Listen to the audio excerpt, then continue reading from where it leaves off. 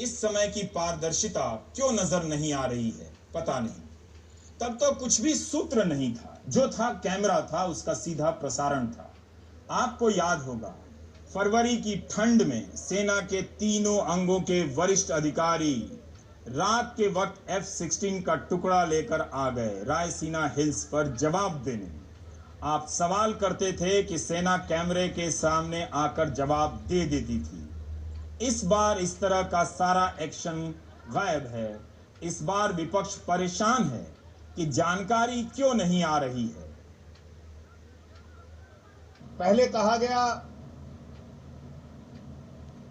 हमारे 3 जवान शहीद हुए हैं, फिर बताया गया हमारे 20 जवान शहीद हुए हैं, फिर बताया गया हमारा कोई भी जवान चीन की सेना के कब्जे में नहीं है,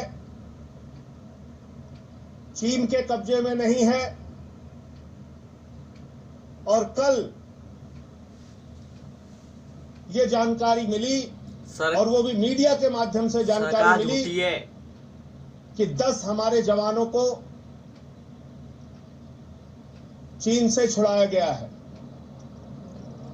मेरा सवाल यह है कि ऐसे गंभीर मसले पर, सीमा विवाद के ऐसे महत्वपूर्ण विषय पर केंद्र की भाजपा सरकार देश से झूठ क्यों बोल रही है?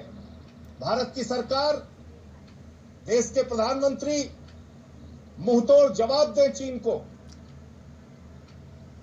हमारी पार्टी और हम लोग वो सिर्फ कांग्रेस को देते हैं मुंहतोड़ जवाब, सरकार के साथ खड़े हैं। वो हिंदुस्तान को समझते नहीं कि मतलब जवाब जरूरी देना है क्या। सही जानकारी चाहता है, सही जानकारी दीजिए देश के सामने। अभी सर वो राज्यसभा विधायक खरीदने जुटे हैं। 1 अप्रैल के पहले की स्थिति सीमा पर बहाल होनी चाहिए।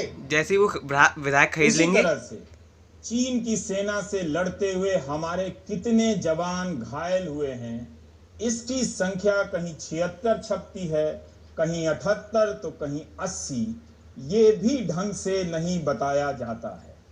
18 इनमें से गंभीर रूप से घायल हैं, जिनका बेहतरीन इलाज हो रहा है। बाकी सब भी मामूली रूप से घायल हैं, जो जल्दी ही ठीक हो जाएंगे और देश की सेवा में लौट आएंगे। सैनिकों के माता पिता के बयानों के हवाले से कुछ और जानकारियां आ रही हैं, जिन्हें घायल सैनिकों ने बताया है। वो अलग तरह से वायरल हुए जा रहा है कि 15 जून की रात क्या क्या हुआ, चीन की सेना की संख्या कितनी थी, भारत के सैनिकों की संख्या कितनी थी। मैं इसी अंतर की तरफ बार बार इशारा करना चाहता हूं कि इस तरह का अंतर क्यों है, पारदर्शिता क्यों नहीं है। अब आप देखिए कि एक और मामला है जिस पर आधिकारिक जवाब का इंतजार हो रहा है। क्या चीन ने गलवान नदी की धारा में कोई बदलाव किया है? क्या उस इलाके में किसी प्रकार की भौगोलिक छेड़छाड़ की है? सुशील बहुगुणा बता रहे हैं। भारत और चीन की लंबी सीमा पर इन दिनों तनाव है और सबसे ज्यादा तनाव है। 15 और 16 जून की दरमियानी रात को यहाँ पर इस गलवान घाटी में ठीक इस जगह पर भारत और चीन के जवानों के बीच झड़प हुई थी। चीन के जवानों ने भारतीय जवानों पर यहाँ हमला किया था और इस पूरे इलाके में इस वक्त चीन क्या कर रहा है, क्या निर्माण कर रहा है, हम आपको ये दिखा रहे हैं सैटेलाइट की ताज़ा तस्वीरों के जरिए। ये आप देख रहे हैं, ये गलवान नदी है जो अक्साई चीन से आती है और आगे पानी बिल्कुल साफ नजर आएगा। लेकिन इस गलवान नदी में ये हैं चीनी बुलडोजर। ये चीनी बुलडोजर यहाँ क्या कर रहे हैं? क्या इस नदी का बहाव रोक रहे हैं, नदी में छेड़छाड़ कर रहे हैं? ये अभी देखा जाना बाकी है, लेकिन इनकी मौजूदगी काफी देखी गई। आगे भी हैवी अर्थ मूवर्स आप देख सकते हैं नदी के साथ साथ। तो ये लगातार पिछले कई दिनों से यहाँ पर काम कर रहे हैं। इसकी अगली तस्वीर आपको मैं दिखाता हूँ। ये जगह बहुत दूर नहीं है जहाँ पर इस समय ये चीनी बुलडोजर हैं।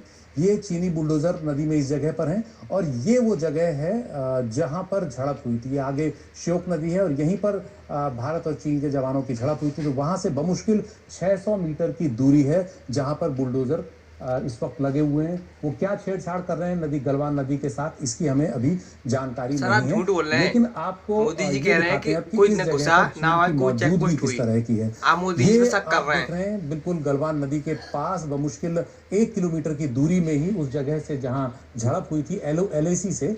ये हैं चीनी जवानों के लिए बनाए गए बंकर। इनमें कई प्री फैब्रिकेटेड हट्स हैं अब सर आपको जहां पर देशद्रोही चीन के कह दिया सैकड़ों जाएगा जवान क्योंकि रह आप सकते मोदी हैं। जी तो के ये पालन चीन ने नहीं कर इस रहे। तरह से जब वहां पर अपनी मोदी मौजूदगी जी ने अपनी कहा कह दी तैनाती इतनी ज्यादा बढ़ाई हुई कोई है। आया नहीं, गया लगभग 1 किलोमीटर से ज्यादा आप दूरी फिर भी नहीं लगे हुए है हैं। इसकी LAC से उस जगह पर जहां भारत और चीन के जवानों की झड़प हुई थी। एक और सैटेलाइट प्लैनेट लैब्स की ये तस्वीरें हैं और ताज़ा तस्वीरें हैं झड़प के बाद की। एक और तस्वीर आप देखिए, ये शोक तरह का यहाँ पर तैनाती की हुई है, किस तरह से वो अपने जवानों को यहाँ वाहनों में भरकर लाया। और इसमें कई बड़े ट्रक्स भी दिखाई दे रहे हैं छोटी गाड़ियों के साथ साथ, पूरी लाइन लगी हुई है। और इससे पता लगता है कि वहाँ सैकड़ों चीनी जवान इस वक्त तैनात हैं। तो ये प्लैनेट लैब्स की ताज़ा तस्वीरों के जरिए गलवान घाटी में हम आपको बता रहे हैं कि चीन की इस वक्त क्या तैनाती है, चीन गलवान नदी के साथ क्या छेड़छाड़ कर रहा है, अब ये स्पष्ट नहीं हो पाया। लेकिन तस्वीरें साफ बता रही हैं कि वहां पर चीन काफी ज्यादा हरकत में दिख रहा है। एक नदी की धारा चीन मोड़ दे, ये पता न चले, मानने वाली बात ही नहीं है। भारत की सेना हर वक्त चौकस रहती है, वो जरूर इन जानकारियों से लैस होगी, यही विश्वास करना चाहिए और यही सच भी होगा। लेकिन आधिकारिक बयान इस पर भी नहीं आया है, ये कई जगह छप गया है, इसका खंडन भी नहीं हुआ है। ये देश इस बीच चुपचाप सहन कर सकता रक्षा है। राज्य मंत्री श्रीपद नायक बयान देते हैं। हम आपको बता दें कि रक्षा मंत्री ने इस मामले में केवल ट्वीट किया है, किसी प्रकार की प्रेस कॉन्फ्रेंस उन्होंने नहीं की है। श्रीपद नायक साहब का बयान ANI ट्वीट करता है और उस बयान को रीट्वीट करते हुए राहुल गांधी को मौका मिलता है सवाल करने का। और राहुल अपने ट्वीट में लिखते हैं कि गलवान घाटी में चीन ने योजना बनाकर हमला किया। यह साफ हो गया, सरकार गहरी नींद में थी और समस्या से इनकार करती रही और इसकी कीमत चुकाई हमारे जवानों ने।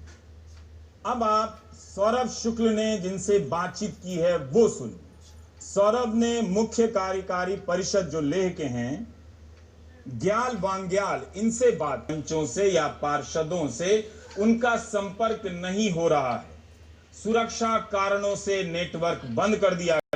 तो जाहिर है कि सीमा पर क्या हो रहा था, किस तरह की स्थितियां थी, इसका कुछ अंदाजा स्थानीय प्रशासन से जुड़े लोगों को रहा होगा।